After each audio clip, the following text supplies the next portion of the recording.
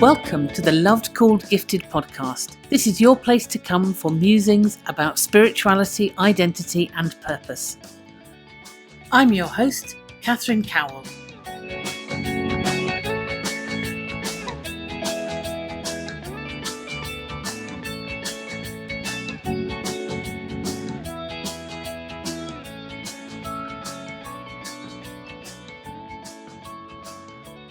For this episode, I'm really delighted to be joined by Lillibet Goodwin.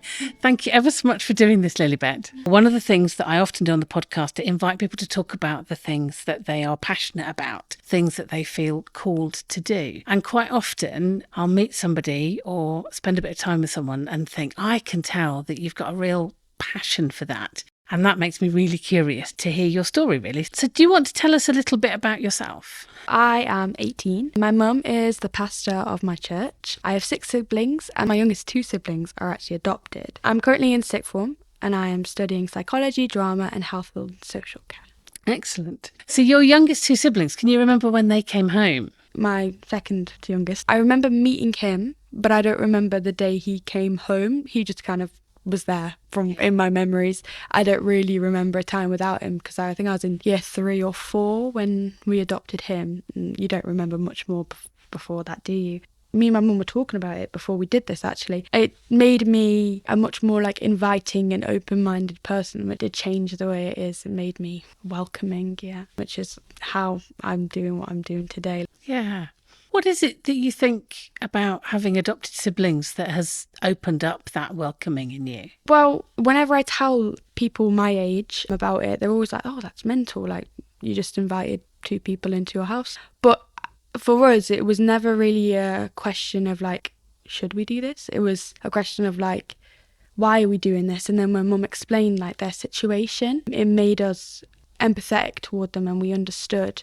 And from learning about their experiences and learning how we could help them, it put everything in everybody else's life into perspective. And I then looked at other people in a different way. And you're the way you are because of your experiences, and you may need help because of those experiences. And it's just things like that. That's really profound, actually, isn't it? That at a really young age, you've become aware of those things which are really complex. I meet a lot of adults who don't get that stuff. Yeah. Yeah. You probably meet adults who don't get that stuff. I do. I tell adults about my adopted siblings and they're like, oh, they're put off by it a lot of the time. And I'm like, that's so strange to me because how can you not see that it's a good thing, that things like that? So I'll never understand people who don't understand other people's situations, who don't make an effort to put themselves in other people's shoes. So what would you want to say to people about that? Are there things about children who've had difficult experiences that you think other people ought to know? There's a bad reputation about children in care and things like that they're all misbehaving and they're bound to end up in a bad way. But they're not the reason they're ending up like that. It's because of the way that society treats them. And if we were to all take a step back and look at that and then make an extra effort with those children who have been put in serious situations that they had to get taken away from their homes, it would make the world a better place and those children wouldn't end up being known for being bad, basically. Yeah. So what does it mean for you being an older sister to your 2 younger siblings? Well, you've got 3 younger siblings, haven't you?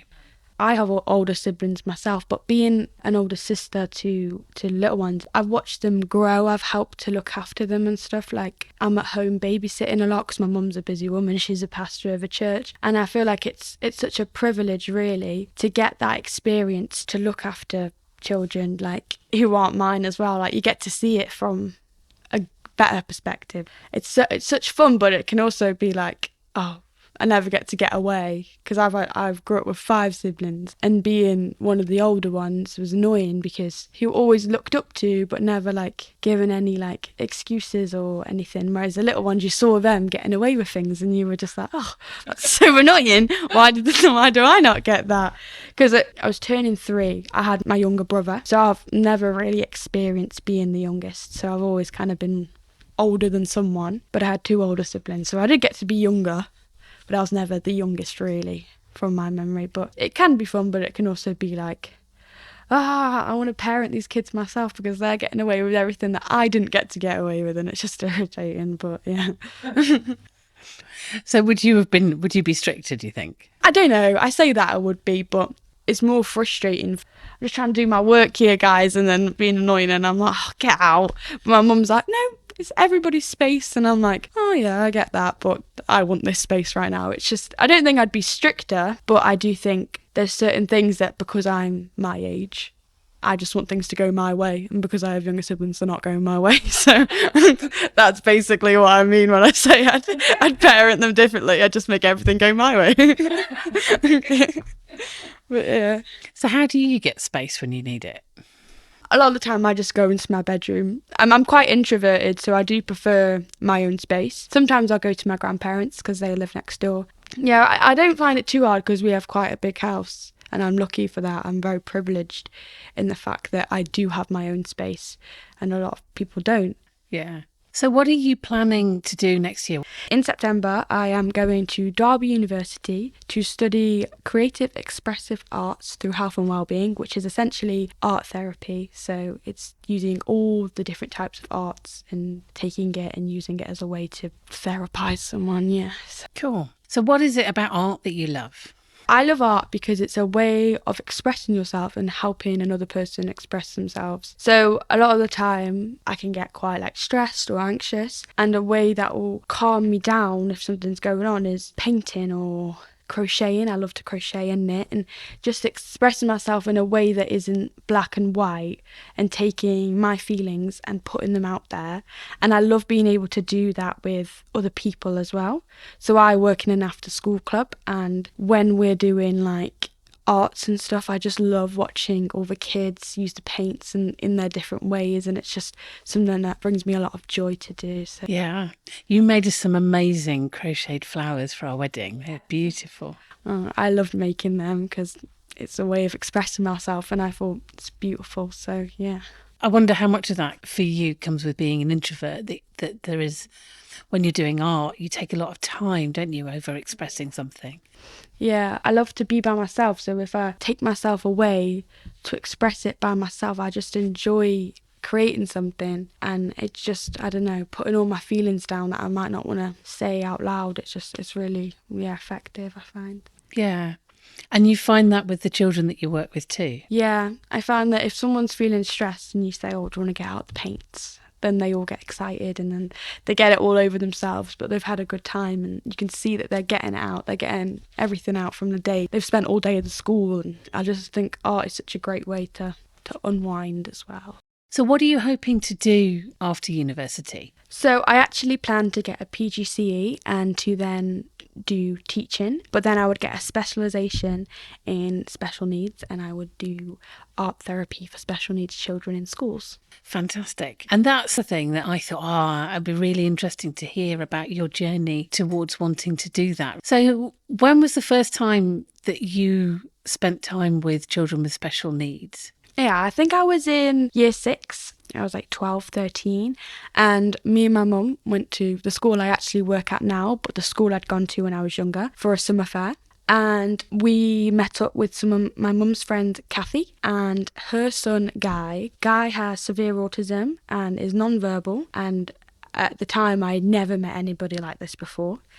I just took a liking to him and just adored him, and I spent the day with him. I just enjoyed his presence. Like I said, I'd never met anybody like that, but he gave me such a sense of joy. And once I came away from the situation, I knew that I just wanted to spend my life being with people like Guy. And when I came home, me and my mum had a chat, and she was just saying, tell me about Guy, tell me about your day. And I was like, I had the most amazing time with Guy. I've never felt so full of joy in someone's presence. And she was like, well, is that what you want to do? And I just knew then. And I'd always wanted to do teaching. I'd always loved being around children. And I just thought, maybe I'll do teaching for children with special needs, as these are two of my favourite things. I was in year 6 and I was like, I know what I'm doing now. That's amazing. So it's a real kind of key moment that you'll always be able to look back on and say, that was the moment that I knew. Definite. So I actually had a conversation with Kathy for one of the podcasts. So she tells her story about Guy, if people want to listen to that.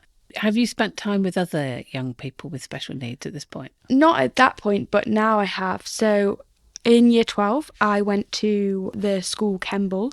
It's Kemble Special School, so it's a school for children with special educational needs, whether that be a physical disability or a learning disability. So there was a whole range of disabilities there, and it was genuinely like one of the most beautiful places I'd ever been. It was wonderful. I got to meet loads of like people who cared about the same things I did. And then I also met some of the most wonderful special needs children. And in fact, I walked in to the room I was going to help out in, and this one boy just came up to me and decided he liked me. He couldn't speak, but he just held onto my hand, and all the teachers were like, whoa, we've never seen him do this before. And in that moment, I knew he was the one with special needs, but I felt special and I felt wanted. And that was like one of those like amazing moments that you're like, oh wow, this is what I want to do. Like, yeah. That's amazing. Do you want to tell us a bit more about your time in the school? So that's the school that Guy attends, and I applied to work there like for his work experience, and I just thought, wow, this is amazing. Their school motto is "We can because we try." And I just think that's so beautiful, because a lot of people will meet people with special needs and be like, wow, there's not a lot we can do for them. But these people, as much as I believed it before, they gave such a purpose to these lives. All of the people there had such a passion for working with these children. They were so caring, and the children there just seemed so happy, and they all were a part of something. It was a great community, and they'd all know each other. A lot of them didn't speak. Actually, I watched their summer show. So they have a winter show and they have a summer show, and their winter show is for the lower school. And me and Mum always go to see that because that's what Guy's in. And it's like a nativity or something Christmassy. And their summer show I'd never seen before, and it was the older students. So I think that goes up to probably 16. And it was just so beautiful. It was like a musical, and it was just so inclusive. Even the children who couldn't speak and were in a wheelchair, and I'm not even sure some of them were aware of what they were doing, they were still included. There were still pictures of them everywhere. Everybody was included, no matter what your situation was. No matter if you were blind, you couldn't talk, you didn't have arms, everybody was included, and it was just beautiful. And I was crying the whole time, and I had a little boy on my knee the whole time trying to distract me, but I was like, no, I'm watching this. Like, it was genuine. All of the able-bodied people there were like, wow, this is beautiful. We were all sobbing. It's so emotional and so just wonderful. It was just really eye-opening. I'd love to be able to see their summer show again, because seeing the older children as well, it's so different to seeing the younger children, because a lot of them are aware of their situation and they are aware of the children around them, that some of them won't survive much longer. They get a lot of losses in that school. It's just awful, really, but at least the time that they did have, they spent in such a beautiful place. So yeah. What is it that you think that school kind of does for the pupils, the students? I think it's including them. They just create such a sense of you're important to every single one of them students. Every single person in that school believes they belong to be there. They all enjoy it because there's so much inclusivity. Everybody's just welcomed. I was welcomed and they didn't know me. Anybody who goes there is just treated with so much respect. It doesn't matter what situation you're in, what's going on in your life, what your disability is, you will be treated with the same respect as any other person there, or with the same amount of care as any other person there. So it's just the equality within that school that's just beautiful. Yeah. That's such a powerful message to tell everybody, isn't it? You're important. Yeah. And you have a place, you're included. Yeah. A feeling of belonging is so important, especially within a school. It can be rare in today's society. That's what makes it so special, yeah. It's interesting because when you were first talking about your family, that's been a theme for you, hasn't it? Creating a place of belonging for people. My family's always been very welcoming, and they've always believed in compassion and things like that, and bringing anybody in no matter the situation, and including everybody when you can, and just having such a sense of like empathy about you and doing your best to understand what somebody's going through, because you never know, do you, really? So you fit really well in this family. Yeah. Definitely. Well, you helped make it what it is too, don't you? You're part of that. How does your faith connect with what you do?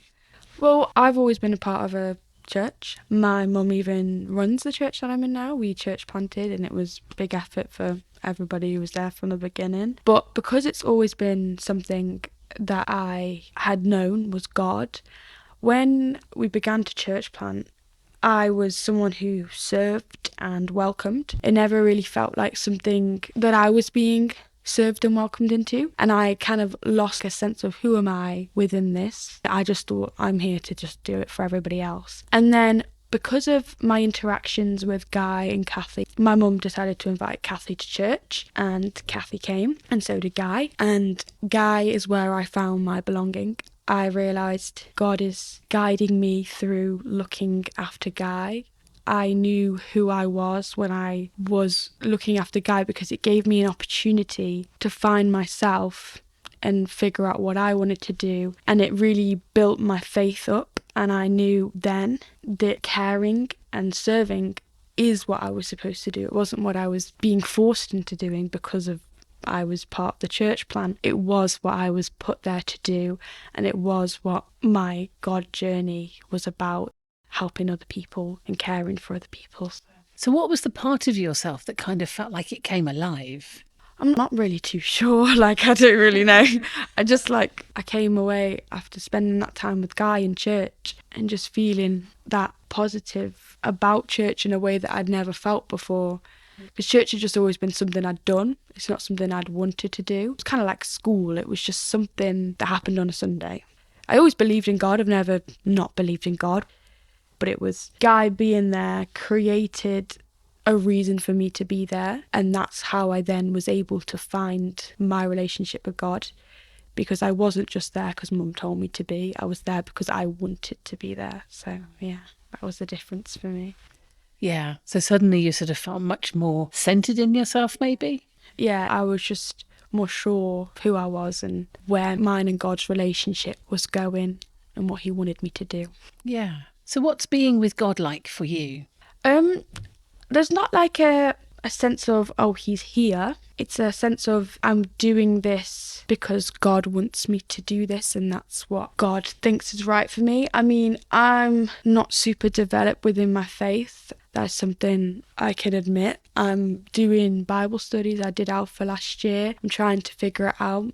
I'm only 18, I'm not sure. But I do believe in God, and I do believe mine and God's relationship is developing every single day. Every time I take myself away to pray and things like that. But being with God for me, it is caring for people and feeling like I've done what God would really like me to do in that situation. And it's like if I have a difficult situation, I can feel which way God would want me to go. And that's what being with God is recognising what God would want me to do and recognising the way that God would want me to act. For me, it's not like a sense. I can't feel him there like other people can. I can't hear him, but I can sense what he wants me to do. And that's my way of being with God, is what would God want me to do? That's how I try and be with him. Yeah. When you were talking about that day that you met Guy and you came home with that sense of joy, and I remember when we talked about it before we'd had this conversation, you said that you had a real sense of peace. Yeah, peace. That sounds very much to me like God within you. Yeah, my mum said that. She said that she thinks it's like, that's God putting that in me to know that that's what I'm going to do. That was God implanting that, and it is God in me. Yeah, so yeah. Yeah, I'm just thinking about all the time that Jesus spent with people that other people wouldn't have wanted to be with, and enabled them to feel like they were important, that they belonged. And that sounds like there's such a synergy, isn't there, between what you are wanting to offer and what you find that you get from people with special needs. There's such a close match there, isn't there? Yeah, definitely. I was talking to my mum about this podcast. I was saying like, I don't know what I'm going to say about my faith and stuff within this. And she was like, well, just say that is a piece of God. God's heart is in yours. The way you talk about these people and you want to be with the people that people tend to push away and society doesn't want, that's a piece of God's heart in yours. And I was like, feels a bit self-centered, like, oh yeah, God's chosen me and whatever. But it's like, yeah, I can see what in the way that Jesus wanted to be with those people that were pushed out and were disliked. It is similar, yeah. So Yeah, definitely. And Jesus says that he is in those people that we serve. He says, well, every time you gave a glass of water or you looked after what he referred to as the least of these, then you were serving me. So I wonder if there are moments when you get that sense of being with Jesus when you're with these young people. Well, when I get that sense of peace, that I do agree that is Jesus, that must be, that is God. Yeah, I'm thinking of the little boy when you talked about going to the classroom and he took you by the hand and you felt like you belonged. Yeah, and it was like, that special feeling of being a part of something. It's really powerful and special to be welcomed into things like that. And you do feel so special and wanted. Crazy.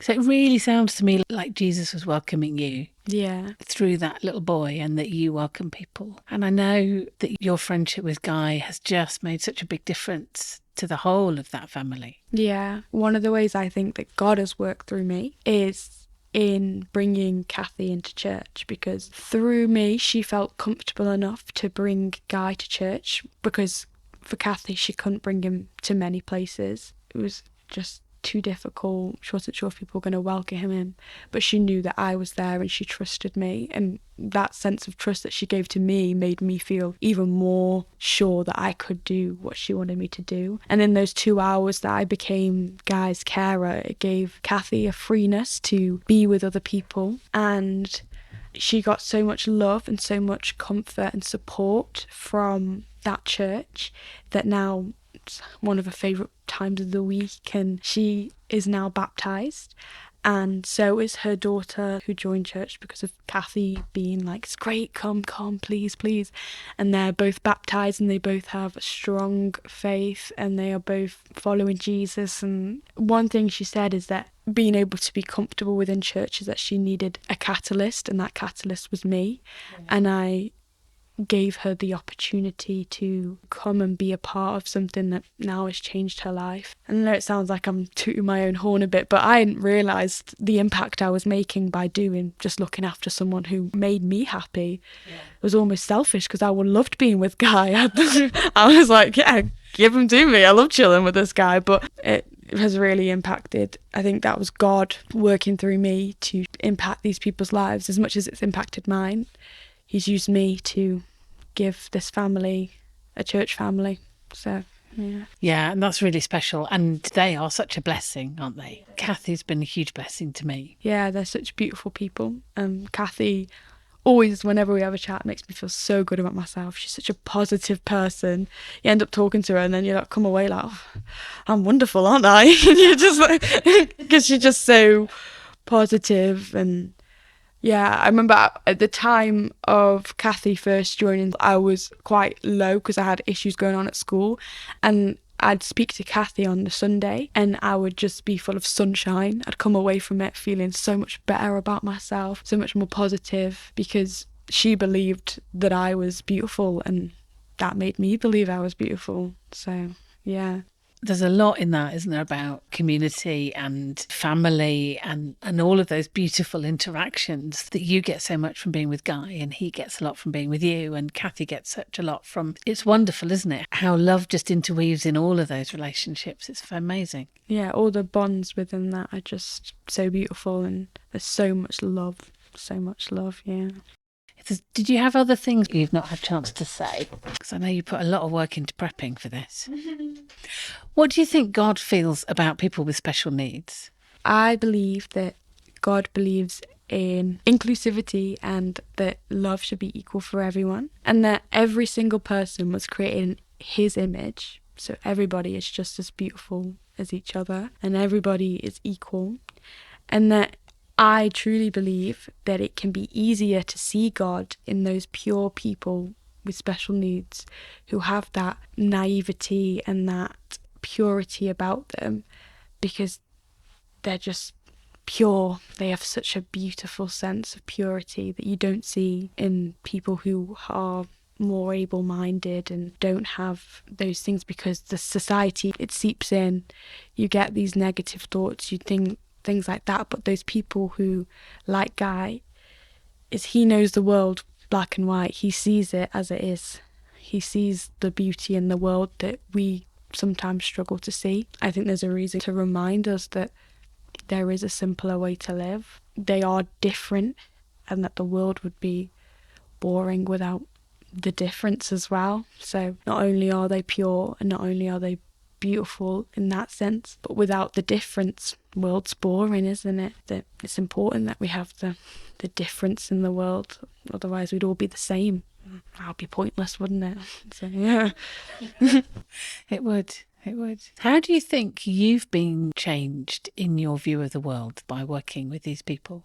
Well, I think, like I said right at the start, you don't just look at someone and see them one way. I now look at someone and try to understand them on a deeper level. I won't just judge them when I initially see them. I will think, what have you been through? I will think, there's a reason people are the way they are. But also within myself, I try to have a more open-minded view about things, about myself as well. As much as I can see the beauty in someone else, why couldn't I see that in myself? If I'm looking at these children and I'm like, oh, you're so beautiful, you're so pure, that then helps me to find it within myself and to pull my childlike heart out and to be pure within and beautiful and see that in myself, yeah. That's amazing. Yeah, I see that in you. You kind of go about the place with a real gentleness. And I know there's a couple of times you said, it feels like I can't remember the words you used, but you're sort of bigging yourself up. I think you've just spoken really honestly about who you are and how you see things. And you don't at all go around arrogantly. That's just that's so far from how you are. You've got a real gentleness and a beauty about you. Oh, thank you. Thank you so much for this conversation, Lillibet. It's been wonderful. Thank you. It's been great. I've loved it. Thank you. Hope you enjoyed this episode of the Loved Called Gifted podcast. If you'd like to get in touch, you can email lovedcalledgifted@gmail.com. You can find a transcript of this podcast at lovedcalledgifted.com. And that's also the place to go if you're interested in the Loved Called Gifted course, or if you'd like to find out about spiritual direction or coaching. Thank you for listening.